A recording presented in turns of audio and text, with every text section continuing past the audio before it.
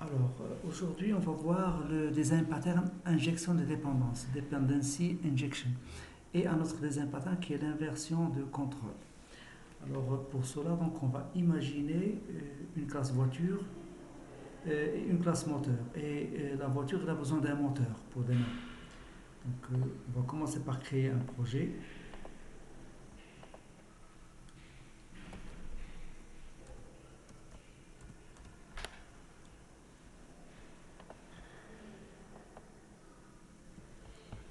Ensuite, on va créer une classe moteur. Donc, moteur dans un package qu'on va appeler sans. Ça veut dire sans injection de dépendance. Alors, la classe moteur, donc c'est une classe qui possède une méthode publique void démarrer. Démarrer, alors la fonction démarrer, la méthode démarrer, qu'est-ce qu'il va faire? Donc, il va tout simplement afficher le message moteur démarrer, moteur démarrer. Donc, ça, c'est la classe moteur. Ensuite, on va créer une classe voiture. Voiture. Et cette classe voiture, elle possède un objet de type moteur, donc private. Moteur, donc on va l'appeler moteur, égale new moteur.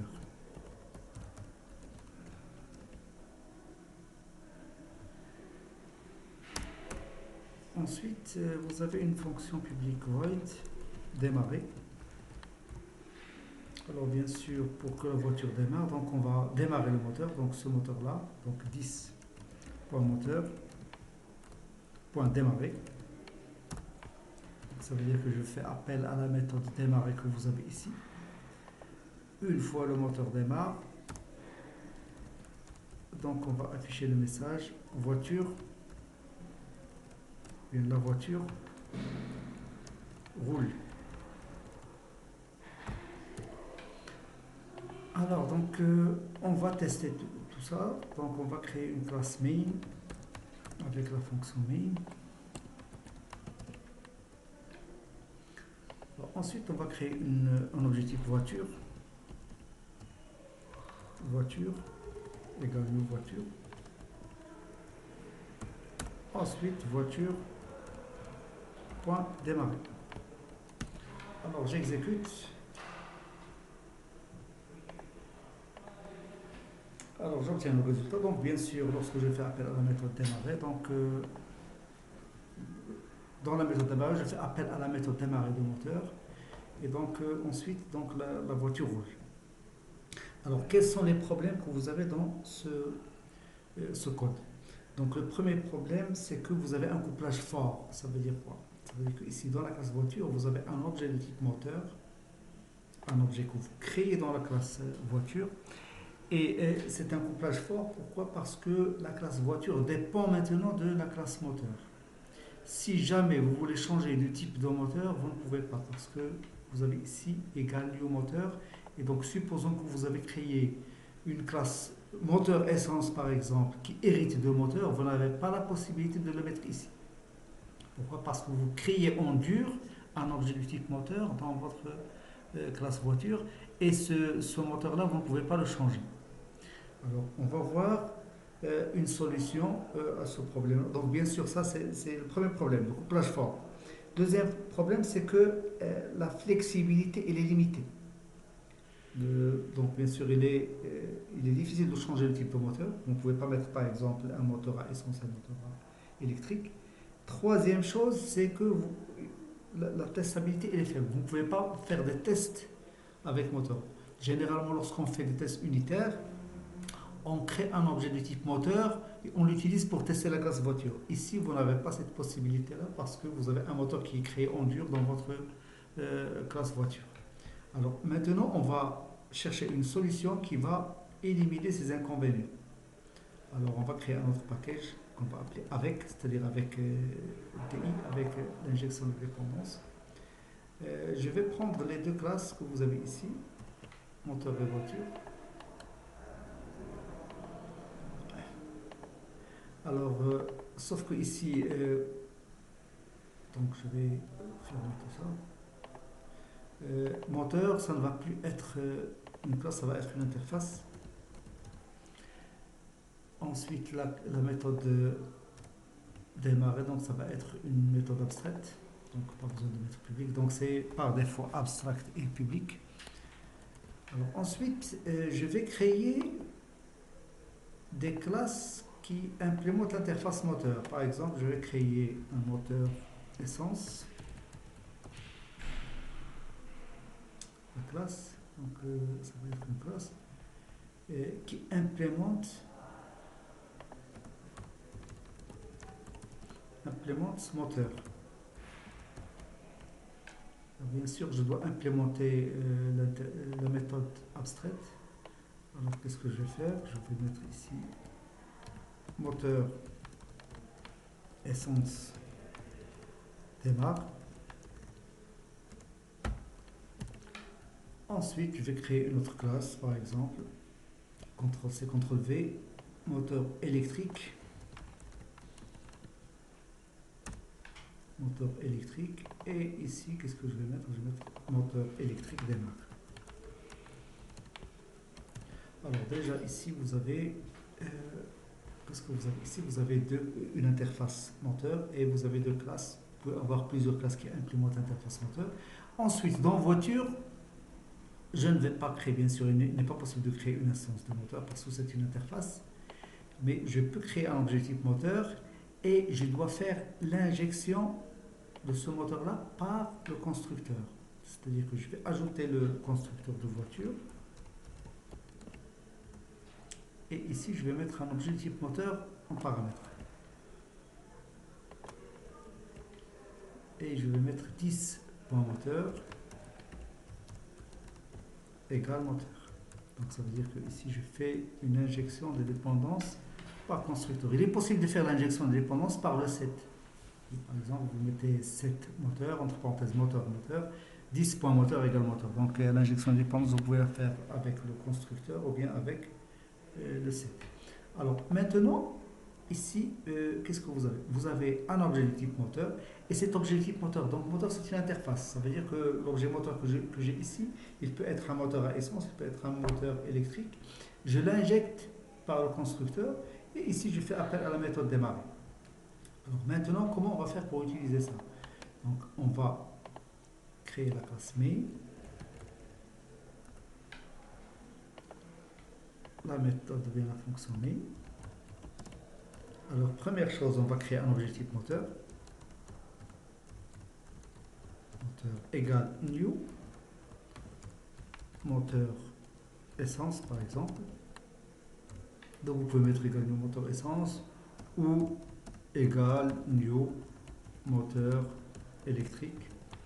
Donc, ici, je choisis le moteur que je vais utiliser. Donc, j'ai choisi le moteur essence.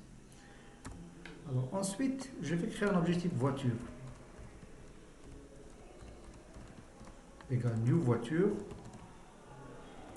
Entre parenthèses le moteur. Donc dans ce cas-là, c'est un moteur à essence. Ensuite, voiture. Point démarrer.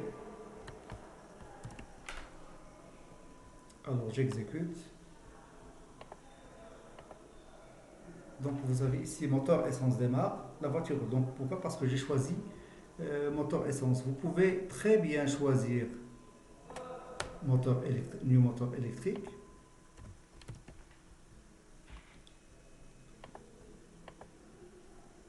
Donc vous voyez que ça marche. Alors ici, qu'est-ce qu'on a fait? Donc l'écriture de la classe voiture, maintenant, il présente moins d'inconvénients que dans le premier cas. Pourquoi? Parce que ici, je ne dépends plus d'un type de moteur, j'ai une interface ici, elle dépend d'une interface, et par la suite, donc, je peux injecter le moteur que je veux par le constructeur, et ce moteur il sera utilisé par la classe voiture. Et donc ici, j'ai résolu le problème de couplage fort, donc il n'y a plus de couplage fort. Deuxième chose, on a utilisé ce qu'on appelle l'injection de dépendance. Donc la création du moteur ne dépend plus de la classe voiture. La création du moteur ne se fait pas dans la classe voiture. Donc ici, il n'y a pas de new moteur. Donc l'utilisation du moteur, elle se fait en dehors de la classe voiture. Ça veut dire que je crée dans la classe main, je crée un objet de type moteur et je l'injecte dans le constructeur de voiture et je l'utilise euh, dans la classe voiture. Mais je ne le crée pas dans la classe voiture. Ça veut dire qu'il n'y a plus de couplage fort et maintenant il y a une injection de dépendance. Deuxième chose, il y a une flexibilité qui est très grande. Pourquoi? Parce que il est facile de changer le type de moteur électrique ou bien essence sans modifier la classe voiture. Lorsque j'ai modifié moteur essence par moteur électrique ici, je n'ai pas touché à la classe voiture. Donc la classe voiture n'a pas changé. Dernière chose, on peut tester facilement la classe voiture. Pourquoi? Parce que je peux créer un mock de type voiture ou de type moteur et je peux l'injecter dans voiture pour la tester. Donc maintenant, le moteur ne se crée pas à l'intérieur de la classe voiture, je le crée à l'extérieur de la classe voiture. Et donc je peux tester la classe voiture en utilisant un mock. Alors, donc ici, mais le problème qui se pose, c'est quoi? C'est que ici, je crée quand même, dans mon application, je crée quand même un moteur. Donc ce qui serait intéressant, c'est de créer le moteur indépendamment de l'application. Pourquoi? Parce que ici, j'utilise un moteur électrique. Si je veux utiliser un moteur à essence, je suis obligé de changer le code source. Il vaut mieux, euh, si on veut changer de moteur, ne pas toucher au code source. Donc pour faire cela, on va faire une inversion de contrôle dynamique avec réflexion. Donc c'est ce qu'on va voir tout de suite. Alors on va reprendre la méthode de la classe main, on va faire un copier-coller main 2. Alors au lieu de créer un objet de type moteur électrique ou bien essence, ce qu'on va faire, c'est qu'on va créer un fichier de configuration dans le dossier de l'application par exemple. Euh, donc ici, je vais créer un fichier que je vais appeler config.txt. Et dans ce fichier-là, qu'est-ce que je vais mettre? Je vais mettre le nom de la classe que je veux utiliser. Par exemple, moi, je veux utiliser moteur électrique. Alors, bien sûr, moteur électrique, il faut mettre également le nom de votre package avec point moteur électrique. J'ai défini le nom de la classe que je veux utiliser. Alors ensuite, ici, qu'est-ce qu'on va faire? Donc au lieu de mettre ça, donc je vais mettre égal nul. Ensuite, je vais mettre ici, je vais récupérer le nom de la classe à partir du fichier. Donc pour faire cela,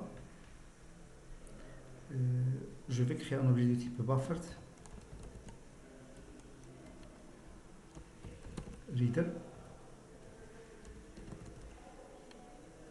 égale files new buffered reader entre parenthèses. Donc bien sûr ici j'ai besoin d'un objet type path égale path.off. Le nom du fichier c'est config texte. Alors ici on va mettre le path et on va définir le charset, l'encodage standard charset.utf8 TF8.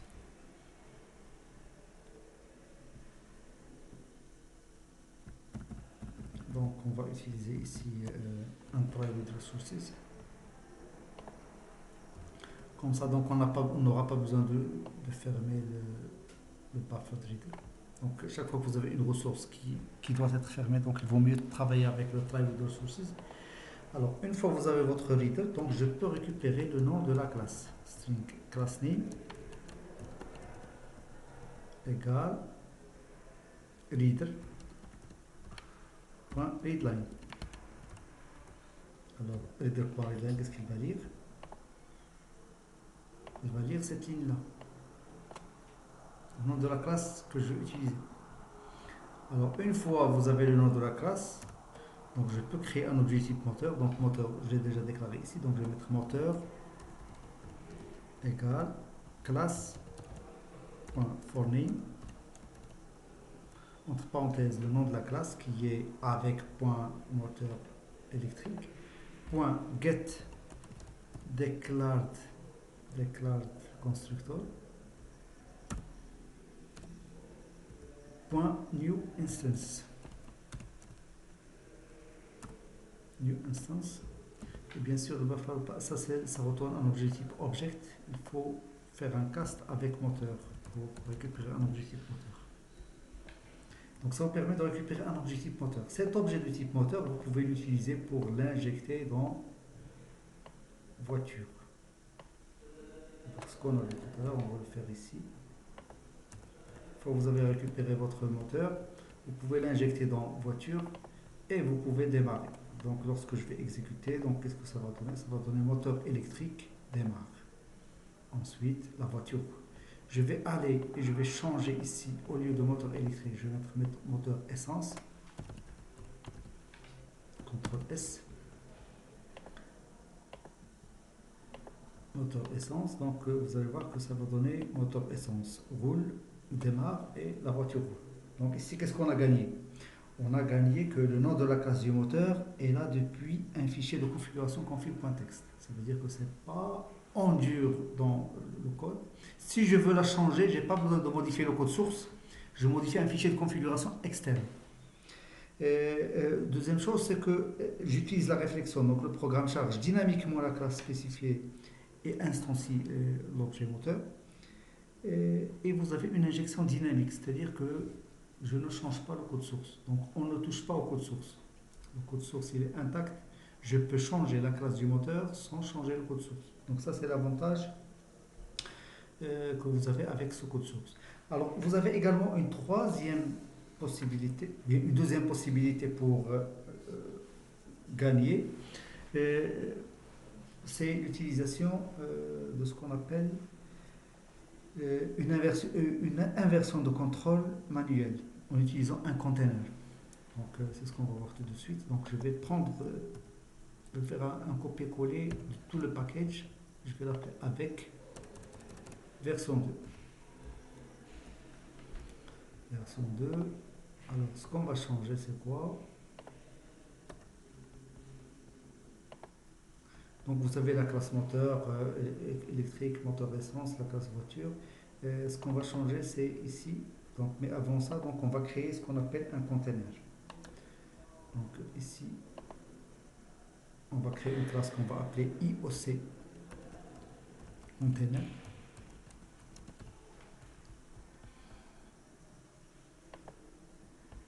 Alors dans cette classe-là, qu'est-ce qu'on va faire? Donc on va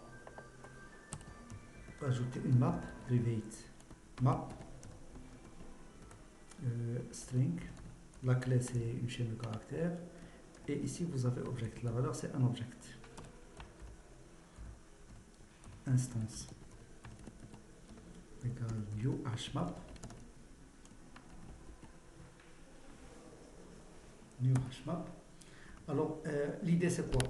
C'est que dans cette map, on va mettre un certain nombre de clés avec des objets qu'on va récupérer à partir du fichier que vous avez ici. Ce fichier de configuration, normalement, on va créer un autre fichier de configuration. Donc on va créer un autre fichier de configuration qu'on va appeler nouveau config file path.txt.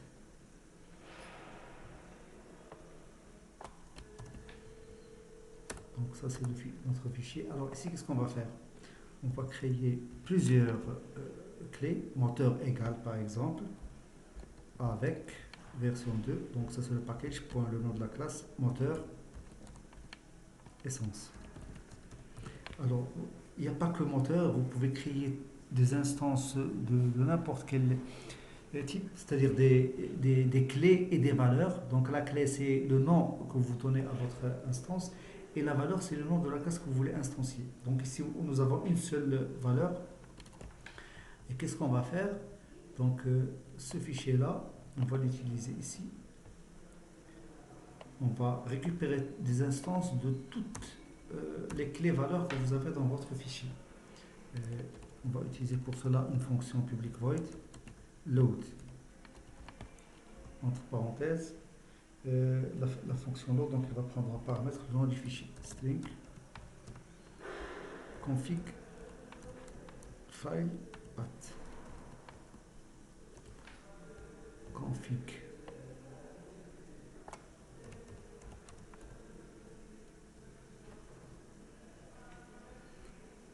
file path. Donc ça c'est le nom du normalement c'est le nom du fichier. Alors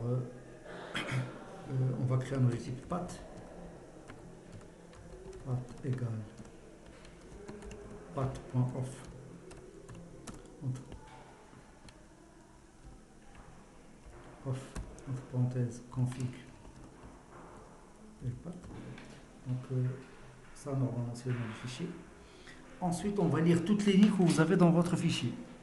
Alors pour lire toutes les lignes que vous avez dans votre fichier, on va mettre liste. Donc ça va être une liste de string. Lines égale files read all lines entre parenthèses path. Donc on va mettre path et on va mettre virgule ici standard char7.utf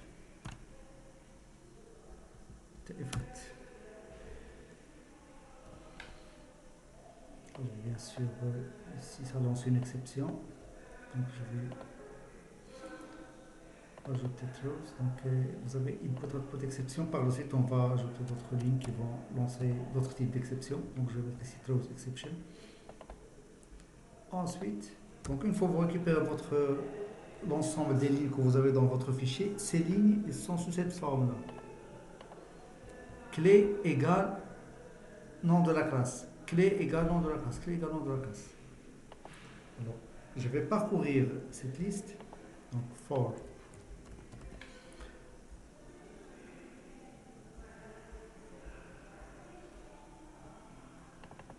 string line entre deux points lines pour chaque ligne dans la liste des lignes. Alors qu'est-ce qu'on va faire? On va vérifier d'abord if line point trim, c'est-à-dire j'enlève les espaces, point is empty. Donc si la ligne est, si j'enlève les espaces et que j'obtiens une chaîne vide, donc, ou bien si line point contains égal, not contains égal, s'il ne contient pas égal, s'il ne contient pas égal, ça veut dire qu'il ne s'agit pas de quelque chose que je dois utiliser, parce que normalement mon fichier va contenir des lignes avec une clé égale le nom d'une classe, clé égale nom d'une classe, etc. Si la ligne ne contient pas égal, ça veut dire que ça ne sert à rien, c'est pas quelque chose que je dois utiliser. Alors dans ce cas-là, si la chaîne est vide ou bien elle ne contient pas égal, continue. Donc je passe à l'itération suivante.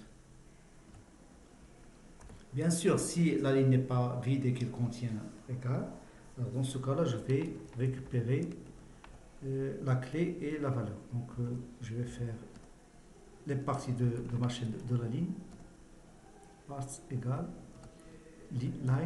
line.split. Donc split, qu'est-ce qu'il va faire? Donc je lui donne le séparateur, c'est égal. Donc la ligne que j'ai, c'est ça. Donc si vous faites split, ça veut dire que split avec le séparateur égal, ça veut dire que le tableau que je vais récupérer, donc tableau de 0 c'est moteur et tableau de 1 c'est le nom de la classe. Alors bien sûr, une fois que vous faites split, donc je récupère un tableau qui contient deux éléments. Le premier élément c'est la clé, le deuxième élément c'est le nom de la classe. Alors string key, la clé égale parts de 0 point trim. parce qu'il se peut que vous mettez des espaces.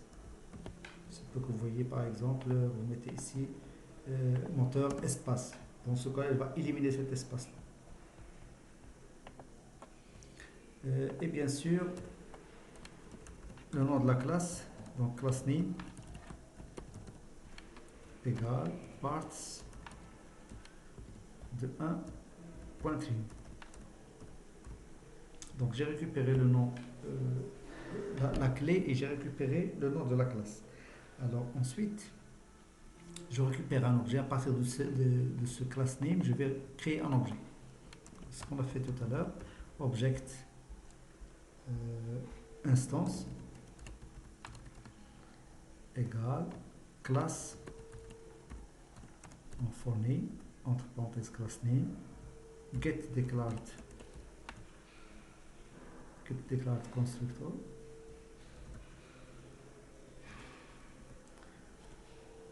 point new instance. Alors maintenant, qu'est-ce que vous avez? Vous avez la clé, c'est par exemple c'est moteur. Instance, c'est une instance de la classe moteur essence. Alors qu'est-ce que je vais faire pour ça? Je vais l'ajouter dans la map que vous avez ici. Instance avec s.put entre parenthèses key, virgule, instance. Alors, ça vous permet d'avoir une map qui contient des paires clés-valeurs. Donc la clé c'est moteur, la valeur c'est avec v2.moteur essence. Un objet type moteur essence. Si vous avez une autre ligne qui contient par exemple voiture, le nom de la classe voiture par exemple, il se peut que dans votre programme vous avez des classes qui héritent de la classe voiture. Voiture par exemple 4x4 voiture, par exemple un remorque, etc. Donc plusieurs types de voitures. Dans ce cas-là, il va falloir mettre ici les instances que vous voulez utiliser. Alors CTRL S. Alors ici, ensuite, donc ici vous avez, qu'est-ce que vous avez ici? Vous avez la fonction load. Qu'est-ce qu'il fait? Donc il va entrer dans le fichier, il va récupérer toutes les clés et les valeurs, et il va récupérer la clé avec un objet qui représente la valeur de cette clé, c'est-à-dire une instance de la classe qui est représentée par cette clé. Et ici, on va ajouter une fonction publique. Donc cette méthode-là, donc il va nous récupérer. Donc ça va être une fonction paramétrée avec un paramètre t qui retourne un objet type t, getBeam entre parenthèses, qui prend paramètre une clé et le nom de la classe que vous voulez récupérer. Classe T type. Alors cette méthode, qu'est-ce qu'elle va faire? Donc il va retourner. Donc bien sûr, il va entrer dans la map, il va chercher la clé que vous avez ici. Et il va retourner, normalement on va mettre instance instance.get entre parenthèses key, mais il va retourner type.cast.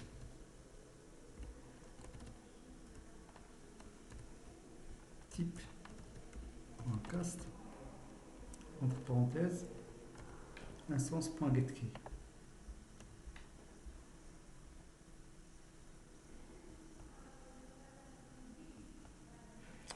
Il faut le mettre à l'extérieur de la fonction, parce que ici je suis toujours dans la fonction load, il faut le mettre à l'extérieur de la fonction. Toujours dans la classe du conteneur, mais à l'extérieur. Donc ici, qu'est-ce que je fais? Cette fonction, qu'est-ce qu'elle va faire?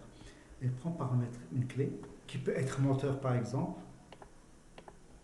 Moteur. Et qu'est-ce qu'elle va faire? Elle va entrer dans cette map et elle va chercher la valeur de moteur. La valeur de moteur, c'est quoi? C'est une instance de la classe moteur essence. Ensuite, il va caster cette instance dans le type que vous avez passé ici en paramètre. Donc le type que vous avez passé ici en paramètre, donc ça peut être moteur essence.classe. Alors, on va utiliser ça dans le mais. Alors, bien sûr, ici vous avez le fichier config. Normalement, c'est le fichier config que j'utilise dans ce cas, c'est config path.txt. Donc, config file path.txt. Alors, ensuite, qu'est-ce qu'on va faire? On va créer un objet de type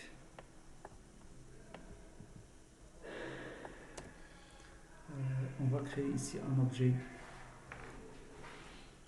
de type IOC container égale new IOC container. Ensuite container.load entre parenthèses. Ici il faut mettre le nom du fichier. Mettre le nom du fichier ici. Donc ça veut dire que ça ne sert plus à rien. Alors, ici container.load, donc ça vous permet de charger les clés et les valeurs. Les clés et les objets qui correspondent aux classes qui sont représentées par les valeurs, c'est-à-dire les noms des classes. Alors une fois que vous avez récupéré ça, maintenant qu'est-ce qu'on va faire? Qu'est-ce qu'on peut faire? Donc on peut récupérer une instance de moteur.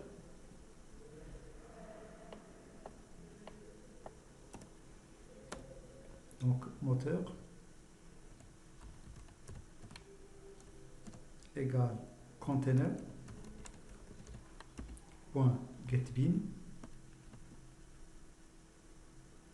entre parenthèses moteur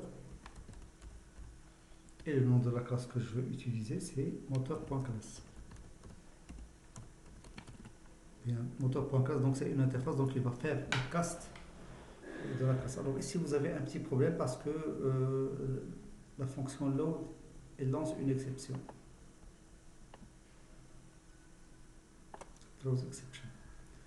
Alors on peut régler le problème en mettant ici throws exception comme ça, donc ça peut marcher. Donc une fois que vous récupérez votre moteur en utilisant la méthode getBean, vous pouvez l'injecter dans la voiture et vous pouvez démarrer.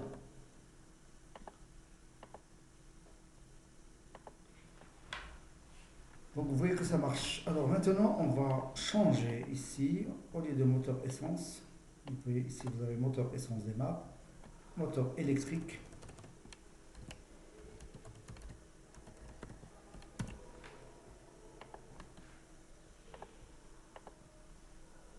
Moteur électrique démarre. Alors l'avantage de cette deuxième méthode c'est quoi? C'est que le programme ne sait pas quelle classe il va instancier. C'est un fichier externe qu'on appelle contexte qui va décider quelle est la classe que vous voulez utiliser. Et donc le fichier qui va décider c'est quoi? C'est le fichier config file.path.txt. Donc c'est ce fichier qui va décider quelle est la classe que vous allez utiliser. Et notre programme, eh bien, le code Java ne dépend que d'abstraction. Donc on utilise uniquement la classe moteur. Donc j'utilise uniquement la classe moteur. Donc je n'utilise pas moteur essence, etc. Moteur essence, moteur électrique, vous les avez dans le fichier de configuration. Ici. C'est dans le fichier de configuration que vous avez ça. Vous ne l'avez pas ici. Il n'y a pas ici quelque chose qui fait référence à moteur essence ou bien moteur électrique. Vous avez uniquement des abstractions, une interface. Moteur.class, c'est une interface. C'est pas une classe. Moteur, c'est une interface, c'est pas une classe. Et donc votre code ne dépend que d'abstraction. Il ne dépend que d'interface. Il ne dépend pas de classe concrète. Pourquoi? Parce que les classes concrètes, ils risquent de changer. Je peux ajouter d'autres types de moteurs. Et donc, il vaut mieux ne pas utiliser les classes concrètes dans mon code. Il vaut mieux utiliser uniquement des abstractions. Et les classes concrètes, on peut les utiliser à travers des fichiers de configuration. Et c'est de cette façon-là que fonctionne le framework Spring. Donc, le framework Spring qu'on va voir par la suite. Donc, il utilise cette méthode-là. Et bien sûr, d'une façon plus complexe. Mais c'est ça le principe général de l'injection de dépendance et de l'inversion de contrôle qui est utilisé avec le framework Spring. Donc on l'a fait avec du code Java, juste pour voir, pour comprendre le principe qui est utilisé dans les différents frameworks. Et c'est pas seulement Spring qui fait ça, donc tous les frameworks qui sont utilisés par les différentes plateformes, aussi bien .NET que PHP, etc. Donc tout ça, ils utilisent cette méthode-là. Donc c'est en gros c'est cette méthode qui est utilisée.